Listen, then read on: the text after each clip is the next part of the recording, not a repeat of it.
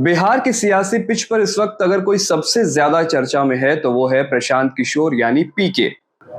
देखिए, ये महज एक और प्रेस कॉन्फ्रेंस जो आज प्रशांत किशोर करने वाला नहीं, ये बस एक प्रेस कॉन्फ्रेंस नहीं है बल्कि उस मास्टर स्ट्रोक की अगली कड़ी है जिसने बीजेपी और जदयू के बड़े बड़े महारथियों के रातों की नींद उड़ा दी है।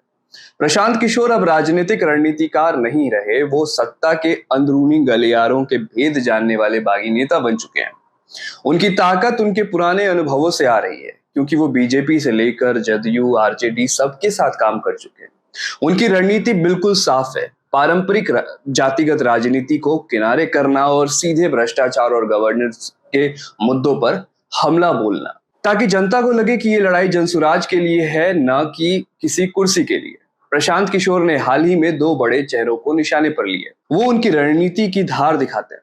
पहला वॉर जदयू के कद्दावर मंत्री अशोक चौधरी पर हुआ, जिन पर सीधे सीधे 200 करोड़ रुपए की संपत्ति जुटाने का सनसनीखेज आरोप लगाया। प्रशांत किशोर ने बकायदा एक मानव वैभव विकास ट्रस्ट का नाम लिया और बताया कि कैसे इस ट्रस्ट के जरिए मंत्री की बेटी की शादी के बाद करोड़ों की जमीनें खरीदी गई, और चुनौती दी कि अगर आरोप गलत है तो मुझ पर मानहानि का केस करो या अशोक चौधरी इस्तीफा दे दे।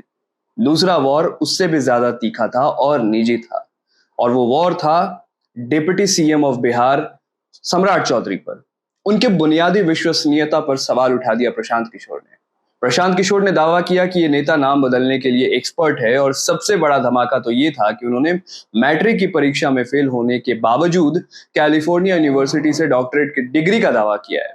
और तो और प्रशांत किशोर ने 2010 के एफिडेविट का हवाला दिया, जिसमें सम्राट चौधरी ने खुद को केवल 7वीं कक्षा तक पढ़ा लिखा बताया था। अब बिना आधार के डॉक्टरेट का दावा, पीके ने तो यहां तक कह दिया कि बीजेपी के कुछ नेता लालू प्रसाद यादव और राष्ट्रीय जनता दल से भी ज्यादा भ्रष्ट हैं। इन तमाम आरोपों के बाद सत्ता के गलियारों में जो खलबली मची है, उसका जवाब भी दिलचस्प रहा।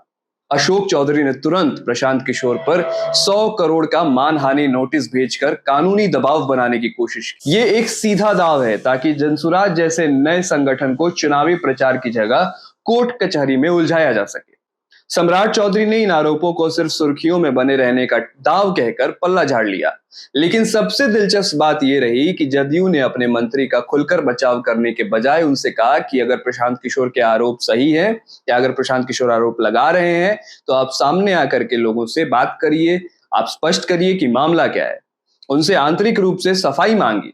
ये साफ दर्शाता है कि प्रशांत किशोर के हमलों ने गठबंधन के अंदर अविश्वास और अंदरूनी शर्मिंदगी पैदा कर दी है। अब बात करते हैं प्रशांत किशोर के जनसुराज मॉडल की। ये कोई पारंपरिक राजनीतिक पार्टी नहीं है, बल्कि एक पॉलिटिकल स्टार्टअप जैसा है, जो बिहार को अगले 10 साल में देश के शीर्ष 10 राज्यों में शामिल करने का 15 साल का ब्लूप्रिंट लेकर आया है। प्रशांत किशोर जनसुराज के सूत्रधार, उन्होंने वादा किया है कि उनकी पार्टी 90% नए चेहरों को टिकट देगी, लेकिन राजनीतिक विश्लेषक इसे top down power point project जैसा मानते हैं।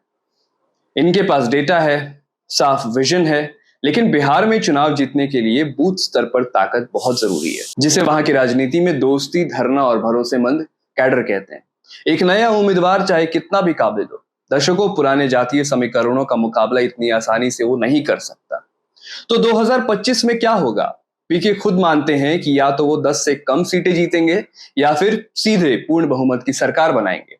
लेकिन असल खेल सीटों का है ही नहीं, बल्कि वोट कटिंग का है। बिहार में कई ऐसी सीटें हैं जो 2 से 4% के छोटे मार्जिन से तय होती है। अगर प्रशांत किशोर का संगठन राज्य में 5% से ज्यादा वोट शेयर खींच लेता है तो वो किंग मेकर नहीं, सबसे बड़ा वोट कटर बनकर दोनों गठबंधनों का समीकरण बिगाड़ देंगे।